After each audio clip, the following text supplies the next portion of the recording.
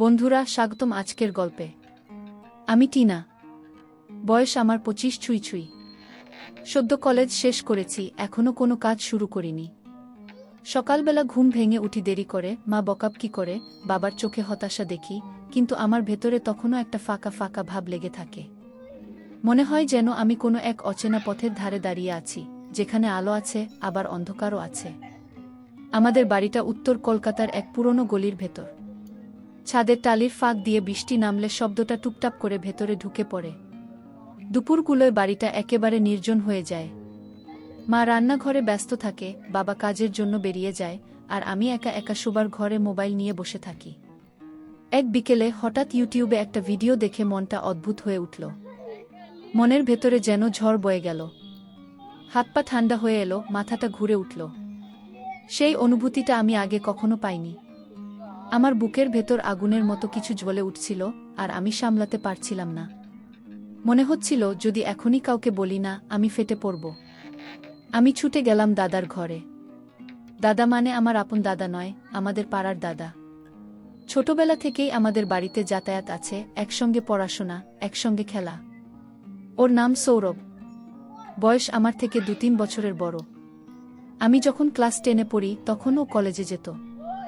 আজও আমার মনে আছে কি যত্নে ও আমাকে পড়াতো আর ছোটখাটো কাগজ কলম কিনে দিত। সেই সময় থেকেই ওর সঙ্গে আমার একরকম মায়া গড়ে উঠেছিল। আমি দাদাকে গিয়ে সব দেখালাম। আমার কাপা গলা, অস্থির চোখ দেখে দাদা একদম চুপ হয়ে গেল। তারপর হাসি মুখে বলল, টিনা, ভয় পাস না। তুই যা অনুভব করছিস এটা নতুন নয়। বড় হতে হতে আমাদের সবার ভেতরে এভাবেই আগুন জ্বলে ওঠে। আজ রাতে আমি সব ঠিক করে দেব। তুই শুধু নিজের মনের দরজা খোলা রাখিস। দাদার সেই কথায় বুকের ভেতর কেমন একটা ঝড় বয়ে গেল। আমি জানি না সেটা ভয়ের ঝড় নাকি ভালো লাগার ঝড়, কিন্তু সত্যি কথা বলতে কি, আমার সারা শরীর কেঁপে উঠেছিল। রাতটা এল। চারপাশে অন্ধকার নেমে এলো। জানলার বাইরে ঝিঙি পোকার ডাক। মা বাবা তখনও নিজেদের ঘরে গল্প করছে। আমি শুয়ে আছি বিছানায়, কিন্তু ঘুম আসছে না। মাথায় কেবল ঘুরছে দাদার কথা, আজ রাতে আমি সব ঠিক করে দেব। আমি জানি না কি হতে চলেছে, তবে মনে হচ্ছিল এই রাতটা আমার জীবনের সব রাতের থেকে আলাদা। বুক ধড়ফড় করছে, গলা শুকিয়ে যাচ্ছে, কিন্তু মনে অদ্ভুত এক আগ্রহ। মনে হচ্ছিল অজানার দিকে আমি হেঁটে যাচ্ছি। ঘড়ির কাঁটা এক এক করে এগোচ্ছে। বাইরের রাস্তা ফাঁকা হয়ে এলো। বাতাসের শব্দ আরও জোরে কানে বাজতে লাগলো। আমি বারবার জানলার দিকে তাকাচ্ছি, যেন অপেক্ষা করছি। ঠিক তখনই ফোনে একটা মেসেজ এলো, আমি এসেছি, ছাদে আয়। আমার শরীর কেঁপে উঠল। হাত কাঁপছিল, তবুও সাহস করে ঘর থেকে বেরিয়ে এলাম। সিঁড়ি দিয়ে উঠতে উঠতে মনে হচ্ছিল প্রতিটা ধাপে আমার বুকের ধকধক যেন আরও বেড়ে যাচ্ছে। ছাদে উঠে দেখি দাদা দাঁড়িয়ে আছে। অন্ধকারে ওর চোখ দুটো জ্বলজ্বল করছে। আমি কিছু বলার আগেই দাদা এগিয়ে এলো আর খুব নরম গলায় বলল, টিনা, ভয় পাস না। আজকে শুধু তোর মনের আগুনকে শান্ত করব। আমি আর কিছু বলতে পারিনি। শুধু দাঁড়িয়েছিলাম, বুকের ভেতর তীব্র ধ্বনি বাজছিল। মনে হচ্ছিল এই মুহূর্তটাই আমার জীবনের মোড় ঘুরিয়ে দেবে। ছাদের উপর দাঁড়িয়ে আমি এক মুহূর্তের জন্য চুপ করে গেলাম। চারপাশে রাতের অন্ধকার, উপরে তারা ভরা আকাশ, আর হালকা হাওয়া বইছে। দাদার চোখে আমি যে আগুন দেখছিলাম সেটা আমার বুকের ভেতরের অস্থিরতার সঙ্গে মিশে যাচ্ছিল। আমি কাঁপা গলায় বললাম, দাদা, আমার খুব ভয় করছে। কি? দাদা হাসল। খুব ধীরে, মায়াভরা গলায় বলল, ভয় পাবি কেন? ভয় তো তখনই আসে যখন আমরা অচেনার সামনে দাঁড়াই। আমি তো তোর চেনা মানুষ, ছোট থেকে পাশে আছি, আজও থাকবো। দাদার কথাগুলো যেন আমার বুকের ভেতর ঢেউ তুলল। আমি মনে মনে বললাম, সত্যিই তো, এই মানুষটাকে আমি ছোটবেলা থেকে চিনি। ওর সঙ্গে কত স্মৃতি, কত হাসি, কত রাগ, সবই তো আছে। তবু আজ কেন এই অনুভূতি একেবারে অন্যরকম লাগছে? দাদা এগিয়ে এসে আমার হাত ধরল। হাতটা ঠান্ডা হয়ে গেছিল, কিন্তু দাদার হাতের উষ্ণতা আমাকে অদ্ভুত শান্তি দিল। মনে হচ্ছিল এই স্পর্শে আমার ভেতরের অস্থির আগুন একটু একটু করে শান্ত হচ্ছে। টিনা, দাদা বলল, তুই যা অনুভব করছিস সেটা খারাপ কিছু নয়। এটা জীবনের একেবারে স্বাভাবিক অংশ। আমরা যত বড় হই আমাদের ভেতরে আবেগ তৈরি হয়, টান তৈরি হয়। সেটাকেই মানুষ বলে ভালোবাসা গু। আমি চুপ করে শুনছিলাম। মনে হচ্ছিল দাদার প্রতিটা কথা আমার কানে বাজছে আর সোজা গিয়ে হৃদয়ে লেগে থাকছে। কিন্তু দাদা, আমি ধীরে বললামও, আমার মনে হয় আমি এইসব বোঝার জন্য এখনো ছোট গু। দাদা হেসে উঠল, মাথার ওপর হাত রেখে বলল, ছোট আর বড় কোনো মাপকাঠিতে মাপা যায় না। যে মুহূর্তে মন আবেগ চিনে ফেলে সেই মুহূর্ত থেকেই মানুষ বড় হয়ে যায়। তুই আজ নিজের আগুন চিনেছিস, মানে তুই আজকের রাতেই আরও এক ধাপ বড় হয়ে গেলি গু। আমার চোখে পানি এসে গেল। আমি জানতাম না কেন কান্না পাচ্ছিল, কিন্তু মনে হচ্ছিল দাদার কথা শুনে বুকের ভেতর জমে থাকা সব অশান্তি গলে যাচ্ছে। আমরা ছাদের এক কোণায় গিয়ে বসলামও। আকাশের দিকে তাকিয়ে আমি হঠাৎ বললামও, দাদা, আমি মাঝে মাঝে ভাবি আমার ভেতরে কেন এত অস্থিরতা জমে থাকে। অন্য মেয়েরা তো দেখে হেসে খেলে সময় কাটায়, কিন্তু আমার মনে হয় আমি যেন সবকিছু খুঁজে পাই না। আজকে সেই ভিডিওটা দেখে মনে হলো আমার ভেতরে কি যেন দাউ দাউ করছে গি। দাদা কিছুক্ষণ চুপ করে থাকল, তারপর ধীরে বলল, এটাই জীবনের আসল খেলা টিনা। আমরা যেটা খুঁজে পাই না সেটা একসময় এসে নিজেই আমাদের খুঁজে নেয়। আজ তোর ভেতরে যে আগুন জেগেছে সেটা কোনো লজ্জার বিষয় নয়, সেটা তোর মনের শক্তি। এখন সেই শক্তিকে ভয় পেয়ে দূরে সরিয়ে না দিয়ে ভালোবাসা দিয়ে নিয়ন্ত্রণ করতে শিখতে হবে গু। আমি তাকিয়ে রইলামও দাদার দিকে। মনে হচ্ছিল ওর প্রতিটা কথা সত্যি। আমাদের কথা চলতে চলতে রাত আরও গভীর হল। চারপাশ একেবারে নির্জন হয়ে গেল। দূরে কোথাও কুকুর ডাকছিল, মাঝে মাঝে হাওয়ার ঝাপটা এসে আমার চুল উড়িয়ে দিচ্ছিল। দাদা চুলগুলো আলতো করে সরিয়ে দিল, যেন অজান্তেই ওর যত্ন আমার ভেতরে ঢুকে পড়ছে। আমরা সেই রাতটা ছাদের উপর একসঙ্গে বসে কাটালামও। কথা বললামও শৈশবের, স্কুলের, পুরনো দিনের। কিন্তু সেই কথার ভেতর দিয়ে আমাদের চোখে চোখে চলছিল এক অদ্ভুত খেলা, এক ধরনের টান যেটা মুখে বলা যায় না। ভোরের দিকে আকাশে আলো ফুটে উঠল। দাদা উঠে দাঁড়িয়ে বলল, চল এখন নিচে যাওয়া যাক। তুই ঘুমো, আমি যাব গো। আমি দাঁড়িয়ে রইলামও। কিছু বলার ছিল, কিন্তু মুখে আনতে পারছিলামও না। শুধু মনে হচ্ছিল এই রাতটা আমার জীবন বদলে দিল। ঘরে ফিরে এসে শুয়ে পড়লামও। জানলার ফাঁক দিয়ে সূর্যের আলো ঢুকছিল, কিন্তু আমার চোখে ঘুম এলো না। মাথায় কেবল একটাই কথা ঘুরছিল, দাদা আজ আমার মনের ভেতর আগুন ঢেলে ফেলল। এখন কি হবে? ভোরের আলো ঘরে ঢুকতেই আমি জানলার দিকে তাকিয়ে রইলামও। চোখ বন্ধ করলেই মনে হচ্ছিল ছাদের সেই রাতটা আবার ভেসে আসছে। দাদার চোখ, দাদার গলা, আর সেই আশ্বাস, সবকিছু একসঙ্গে আমার মনে ঝড় তুলছিল। সারা সকাল আমি যেন অন্য জগতে ছিলামও। মা যখন রান্নাঘর থেকে ডাকল, টিনা নাস্তা করে নে, কি তখনও আমি বিছানা থেকে ঠিকমতো উঠতে পারিনি। আমার মাথার ভেতর কেবল একটা প্রশ্ন ঘুরছিল, দাদা আমাকে এইভাবে বুঝল কেন? আমি কি ওর কাছে আলাদা কিছু?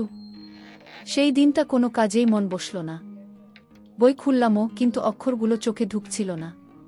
ফোনটা হাতে নিলামও, কিন্তু ইউটিউব বা ফেসবুক সবই ফাঁকা লাগছিল।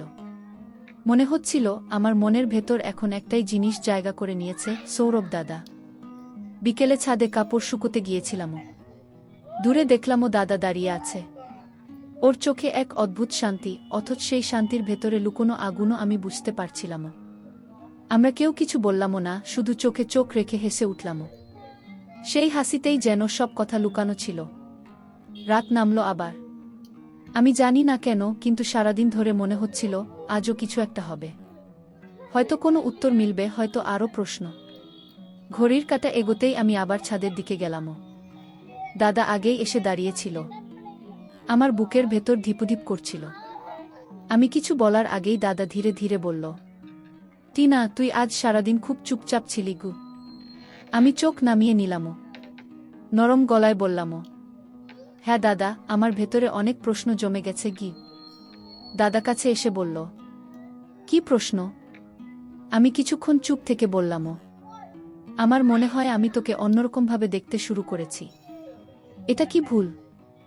দাদা আমার হাত ধরে বলল, ভুল নয় টিনা, অনুভূতি কখনো ভুল হয় না। শুধু আমরা কেমনভাবে তাকে সামলাই সেটাই আসল। আমি অবাক হয়ে দাদার দিকে তাকালামও। ওর চোখ দুটো একেবারে সোজা আমার চোখে তাকানো। মনে হচ্ছিল আমি যদি আজ সব বলে দিই তবুও দাদা আমাকে ছোট ভাববে না। দাদা, আমি কাপা গলায় বললামও, আমার ভেতরে আগুন জ্বলছে। আমি শান্তি পাচ্ছি না গি। দাদা গভীর নিঃশ্বাস নিয়ে বলল, আমি আছি তো টিনা, তুই একা নোস। তোর আগুন আমি সামলে নেব, তুই শুধু বিশ্বাস রাখু। দাদার কথায় বুক হালকা লাগল। মনে হচ্ছিল আমি যেন একটা ভরসা পেলামও। আমরা দুজন ছাদের একপাশে গিয়ে বসলামও। আকাশে চাঁদ উঠেছে, আলোয় চারপাশ ঝলমল করছে। আমি হঠাৎ মনে মনে ভেবেছিলামও, এই মুহূর্তটা যদি চিরকাল থাকে। আমাদের আলাপ চলতে লাগল। দাদা বলছিল তার কলেজের দিনের গল্প, বন্ধুদের কথা, আর আমি শুনছিলামও মুগ্ধ হয়ে। মাঝে মাঝে মনে হচ্ছিল ওর প্রতিটা শব্দ যেন আমাকে আরও কাছে টেনে নিচ্ছে। কিছুক্ষণ পর আমি হেসে বললামও, দাদা জানিস, ছোটবেলায় আমি তোর উপর খুব রাগ করতামও। যখনই পড়তে বসাতিস আমি বিরক্ত হয়ে যেতামও। দাদা হেসে উঠল। জানি তো, তুই তখন গাল ফুলিয়ে বসে থাকতিস, আমি বলতামও মুখটা কত সুন্দর দেখাচ্ছে গি।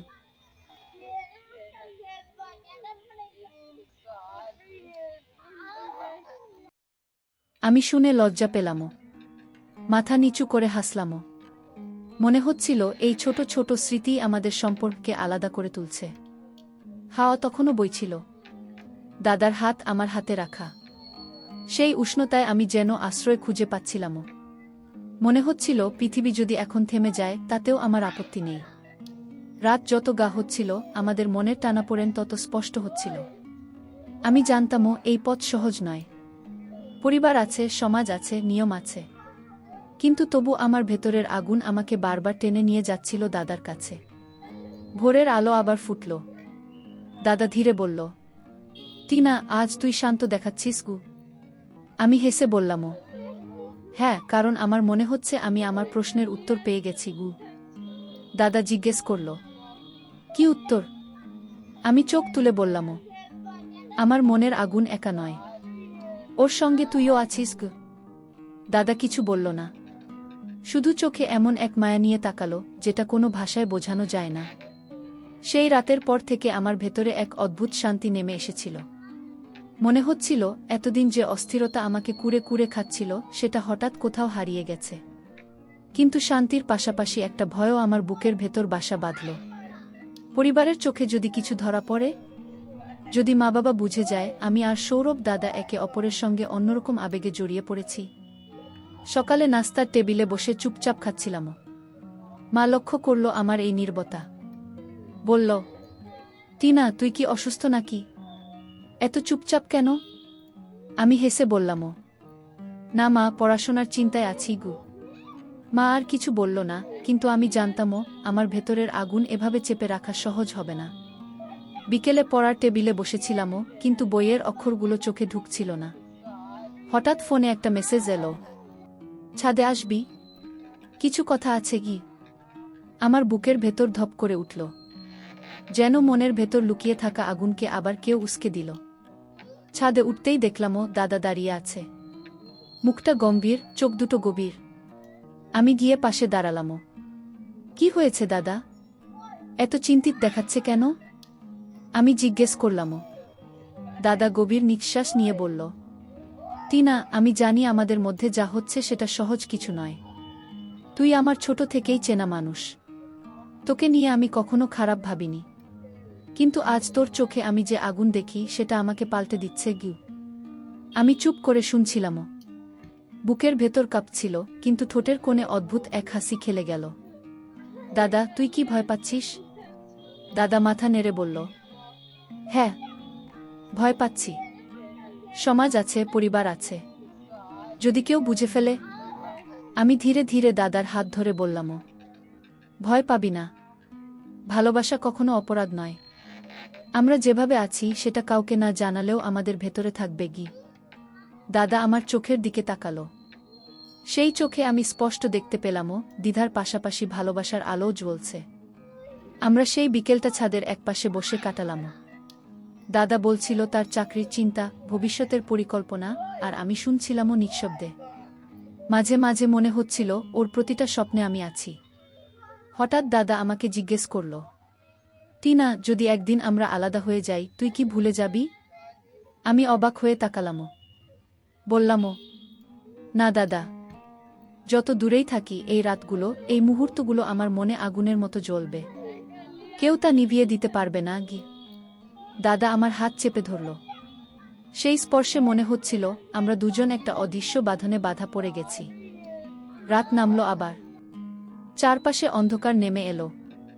আকাশে তারা ফুটল, হাওয়ার ঝাপটা আমার চুল উড়িয়ে দিল। দাদা আলতো করে চুল সরিয়ে দিয়ে বলল, টিনা, তুই বুঝতেই পারছিস না, তুই আমার জীবনের আলো হয়ে গেছিস কু। আমি চোখ নামিয়ে নিলামও। বুকের ভেতর ঢেউ উঠল। মনে হচ্ছিল এই আগুন আর লুকিয়ে রাখা যাবে না। সেই রাতে ঘুমাতে গেলামও, কিন্তু ঘুম এলো না। বারবার মনে হচ্ছিল আমাদের সম্পর্ক যেন এক অচেনা পথে হাঁটছে। সামনে আলো আছে না অন্ধকার জানি না, কিন্তু আমি হাঁটতে চাই। দাদার হাত ধরে হাঁটতে চাই। ভোরের আলো ফুটল আবার। আমি জানলামও আজ থেকে আমার জীবনের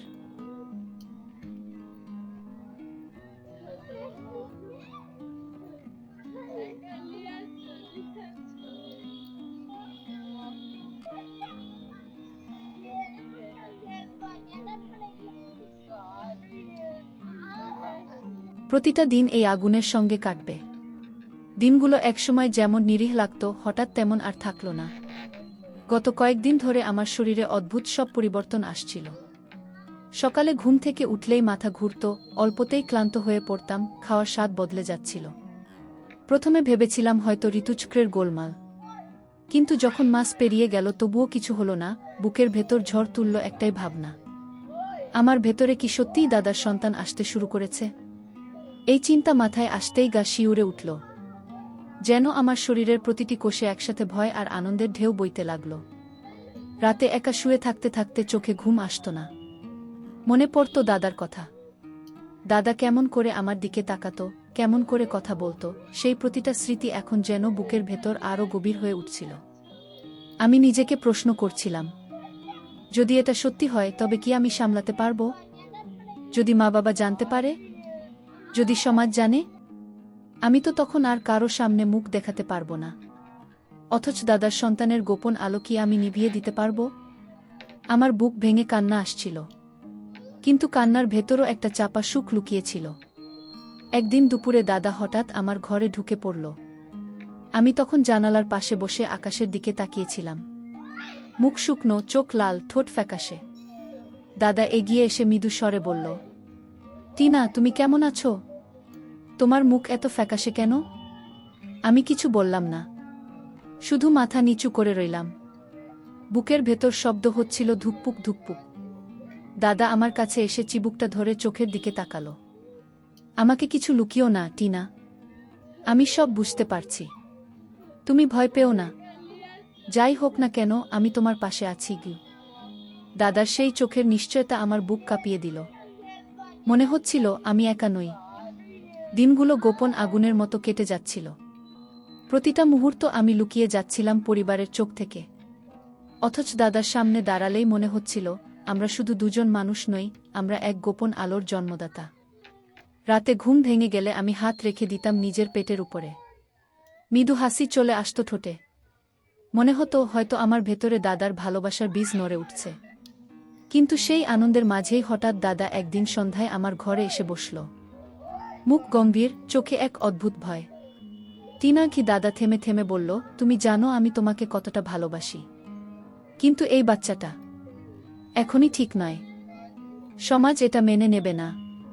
আগে আমাদের বিয়ে হোক, তারপর আমরা নিজের সন্তানের কথা ভাবব। আমি অবাক হয়ে তাকিয়ে রইলাম। বুকের ভেতর যেন কারো হাতুড়ির আঘাত পড়ল। তুমি কি বলছো দাদা? এই বাচ্চা তো আমাদের ভালোবাসার রক্ত, এটাকে নষ্ট করতে হবে মানে? আমি তো এটা আগলে রেখেছি বুকের ভেতর। দাদা দীর্ঘশ্বাস ফেলে বলল, আমি জানি, কিন্তু ভেবে দেখো, যদি সবাই জেনে যায় তবে আমরা কারো সামনে মুখ দেখাতে পারবো না। এই সমাজ আমাদের ছিঁড়ে খাবে। তাই প্ল্যান একটাই, এখনই এটা শেষ করে দাও। তারপর আমরা সমাজের সামনে বিয়ের আসরে বসব, নতুন করে শুরু করব। দাদার মুখের সেই দুইটা দেখে আমার চোখ ভিজে গেল, গলা শুকিয়ে গেল। মনে হচ্ছিল সব আলো হঠাৎ নিভে গেল। আমি ফিসফিস করে বললাম, তাহলে তুমি কি চাইছো আমি নিজের ভেতরের এই প্রাণটাকে মেরে ফেলি? এই আমাদের ভালোবাসার প্রথম চিহ্ন। এটাকে শেষ করে দেব? চোখ থেকে জল গড়িয়ে পড়ছিল। আর দাদা তখনও চুপ করে বসেছিল, যেন নিজের ভেতরে যুদ্ধ চালাচ্ছে। আমি টিনা। সারা রাত ঘুমাতে পারিনি। দাদার কথা বারবার কানে বাজছিল। এখনই এটা শেষ করে দাও। শরীরের ভেতরটা কেঁপে উঠছিল। বুকের উপর হাত রেখে বারবার ভাবছিলাম, এখানে যে প্রাণটা আস্তে আস্তে শিকড় গেড়ে বসছে, সে তো আমার দাদার রক্ত। আমি কিভাবে এটাকে মুছে ফেলব? ভোরের আলো জানালা দিয়ে ঢুকতেই চোখের জল গড়িয়ে পড়ল। মনে হচ্ছিল আমি একা, চারদিকে কেউ নেই। কিন্তু ঠিক তখনই বুকের ভেতর একটা নতুন শক্তি জন্ম নিল। আমি ফিসফিস করে নিজের কাছেই বললাম, না, আমি পারব না। দাদার সন্তানকে আমি শেষ করব না। আমি লুকিয়ে হলেও আগলে রাখব। দিনভর আমি চুপচাপ ছিলাম। দাদা বারবার এসে আমার দিকে তাকাচ্ছিল। মুখে কিছু বলছিল না, কিন্তু তার চোখে বোঝা যাচ্ছিল সে ভেতরে ভেতরে কাঁপছে। রাতে হঠাৎ দাদা আমার ঘরে ঢুকে দরজা বন্ধ করে দিল। সে মৃদু স্বরে বলল, টিনা, তুমি আমার কথা ভেবেছ? আমরা কি করব? আমি চোখে জল নিয়ে বললাম, দাদা, আমি জানি সমাজের ভয় আছে, কিন্তু আমার ভেতরে যে প্রাণ বেড়ে উঠছে তাকে আমি শেষ করতে পারব না। আমি তাকে রাখব। গোপনে হলেও আমি এই সন্তানের মা হব। দাদা প্রথমে চুপ করে রইল। তারপর হঠাৎ দুই হাতে মাথা চেপে ধরল। তুমি বুঝতে পারছো না টিনা, এটা কতটা ভয়ানক? যদি মা বাবা জেনে যায়, যদি গ্রাম জানে, আমরা কোথায় দাঁড়াবো? আমি ধীরে ধীরে তার হাত ধরে বললাম, ভয় পেও না। আমি কাউকে কিছু বলবো না। আমি সব লুকিয়ে রাখব। তুমি শুধু পাশে থেকো। সমাজ যদি জানতে না পারে, তবে আমাদের সন্তানই হবে আমাদের সবচেয়ে গোপন বাঁধন। দাদার চোখে জল এসে গেল। মনে হলো সে ভেতরে ভেতরে দ্বন্দ্বে জর্জরিত। একদিকে সমাজের ভয়, অন্যদিকে আমার প্রতি তার ভালোবাসা। রাত গভীর হতে হতে দাদা ধীরে ধীরে ফিসফিস করে বলল, ঠিক আছে টিনা, তুমি যেটা চাও তাই হোক। কিন্তু মনে রেখো, এই পথ খুব কঠিন। আমাদের প্রতিটা শ্বাস হবে গোপন। আমার ঠোঁটে এক চাপা হাসি ফুটে উঠল। মনে হচ্ছিল আমি জিতেছি, আমার মাতৃত্ব জিতেছে। দিনগুলো কেটে যাচ্ছিল দুশ্চিন্তা আর লুকোনো আশঙ্কায়। দাদা একদিকে মুখে বলতো আমার পাশে থাকবে, কিন্তু তার চোখে সবসময় এক অদ্ভুত আতঙ্ক ঘুরে বেড়াত। আমি বুঝতে পারছিলাম সে ভেতরে ভেতরে ভেঙে পড়ছে। সেদিন রাতে হঠাৎ ঘুম ভেঙে দেখি ঘরে হালকা আলো জ্বলছে। আমি চোখ মেলে দেখলাম দাদা নিঃশব্দে বিছানার পাশে দাঁড়িয়ে আছে, হাতে একটা বালিশ। আমার বুক ধক করে উঠল। আমি কিছু বুঝে ওঠার আগেই দাদা ধীরে ধীরে বালিশটা আমার মুখের দিকে নামাতে চাইল। তার চোখ লাল, ঠোঁট কাঁপছে। সে ফিসফিস করে বলল, মাফ করে দিও টিনা, কিন্তু সমাজের ভয় আমি কিছুই করতে পারছি না। আমি শিউরে উঠলাম। কথা বেরোচ্ছিল না মুখ থেকে। ঠিক সেই সময়েই দরজা হঠাৎ খুলে গেল। মা দাঁড়িয়ে আছে দরজার সামনে, চোখে আগুন, হাতে লাঠি। মা চিৎকার করে উঠল, তুই কি করতে যাচ্ছিস? নিজের ভাইজিকে মেরে ফেলবি? নষ্ট মানুষ। দাদা ভরকে গিয়ে পিছিয়ে গেল। বালিশটা হাত থেকে পড়ে গেল মেঝেতে। মা এক ঝটকায় আমার সামনে দাঁড়িয়ে দাদাকে চুল ধরে টেনে নামিয়ে দিল। তার গলার রাগে যেন ঘর কেঁপে উঠল। আজই পুলিশের হাতে তুলে দেব তোকে। সমাজের ভয়ে মেয়ে মেরে ফেলতে চেয়েছিলি? অভিশাপ লাগবে তোকে।